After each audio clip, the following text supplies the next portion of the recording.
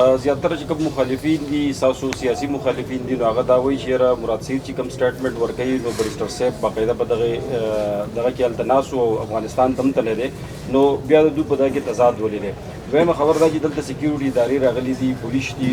نور ځایونه هغو ته معلوم دي چې په کوم ځای کې وسلوال دي، د هغې باوجود هم کاروایي نه کېږي. نو دغې دواړو باندې لیکن پهلی چیز اولنۍ خبره خدا را کنه جی چې ما چې کوم دا لاین اغستی دی یا پالیسی شروع کړې ده یا چې کوم دا گیم ما اول ایکسپوز کو یا ما د افغانستان کې چې کله زه خبر شوم چې داسې قصه شوې ده چا ته ما په خبره په هغه ټایم باندې په خپلو خلکو هم یقین نه کوم. مړه تاسو چې کله په فیسبوک له هم ورکوو تاسو به درې پیره سوچ کوو چې دا دی څه وایي ځکه چې را سخت کارېدل خو نه که نه خو هغه مونږ ته پته لګېدلې وه چې څه شوي دي. نو په هغه ټایم کې ما را پارټۍ د سټیټمنټ نه ورکوو څه پالیسي سټیټمنټ یا پارټي بیان نه ورکوو، ما خپل خلکو بیان ورکوو. نو که خپل خلکو خبر راشي نو زه به خپل قوم سره ولاړ یم، په دې کې دویمه خبر چاته نه پکار پاتې شوه. بیرسټر خبره بیرسټر په هغه ټي وي پروګرام کې چې په کوم ټي وي پروګرام کې بیرسټر هغه کلیپ کټ شوی دی هغه پکې دا خبره هم کړې ده چې زه 25 کالونه په دې خبرو اترو کې انوال یم او زه د ریاست نماینده یم.